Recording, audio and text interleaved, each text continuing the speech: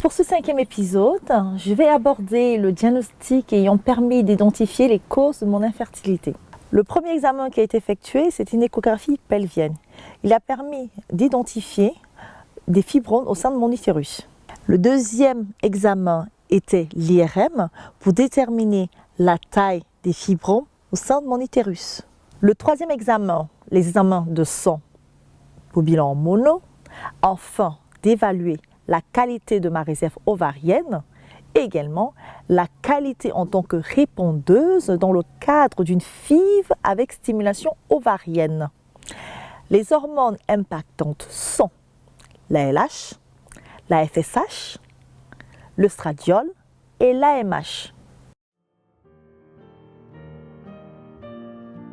L'intérêt du dosage de la LH plasmatique est de détecter précocement une élévation de son taux qui indiquerait une ovulation prématurée. En début de cycle, elle sert à diagnostiquer certaines pathologies comme celle des ovaires polykystiques qui se manifestent par une quasi-absence de règles et une LH élevée. Elle permet donc aussi de déterminer le moment de l'ovulation. En effet, l'apparition d'un pic de LH précède l'ovulation de 24 à 48 heures.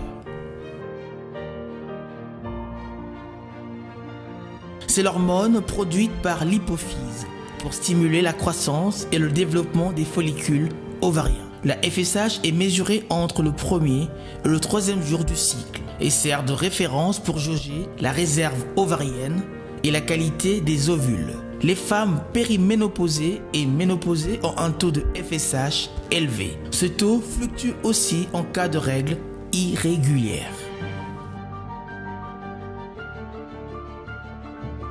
Principal oestrogène sécrété par les follicules ovariens. On les mesure par une prise de sang entre le premier et le troisième jour du cycle. En grandissant et en mûrissant, les follicules produisent le 2 ou le 17β-œstradiol qui fait épaissir l'endomètre. L'œstradiol aide à équilibrer le taux de FSH, l'empêchant ainsi d'être trop élevé. Quand une femme approche la ménopause, elle ne produit plus assez d'œstradiol et ne peut donc plus contrebalancer la FSH qui augmente. Elle permet d'évaluer la réserve ovarienne, c'est-à-dire la capacité d'ovulation spontanée ou de la réponse folliculaire ovarienne à un traitement d'induction d'ovulation, soit dans le cadre d'une insémination avec sperme de conjoint IAC ou d'une fécondation in vitro FIV. Le 4e examen, c'est le comptage folliculaire en trop par échographie pelvienne afin de déterminer le nombre de follicules par ovaire. L'examen est réalisé entre le 2e et le 5e jour du cycle, parfois vaginal. Il a pour but d'explorer successivement l'utérus et les ovaires. Il consiste à compter le nombre de follicules en trop sur chacun de 2 ovaires. Si la quantité est élevée, on parle du syndrome des ovaires polykystiques. Et si la quantité est faible, on parle alors d'une altération de la réserve ovarienne. La quantité normale se situe autour de 10 par ovaire. Le comptage folliculaire antral est essentiel dans le bilan de la fertilité. Il est généralement corrélé au dosage de l'AMH et conditionne fortement la stratégie de procréation médicalement assistée. Le 5e examen, c'est une hystérosalpingographie afin d'explorer les trompes utérines pour identifier une anomalie, éventuellement vérifier si ces dernières étaient bouchées.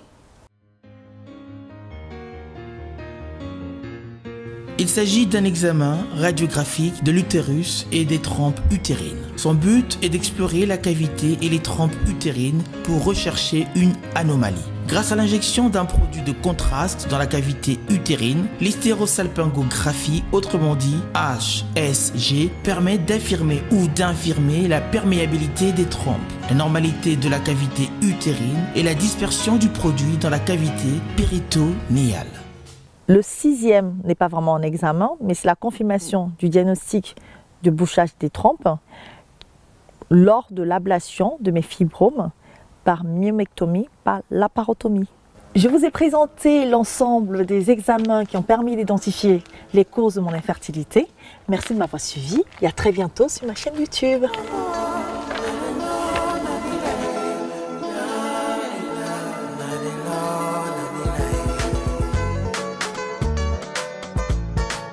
Pour plus de vidéos, abonnez-vous.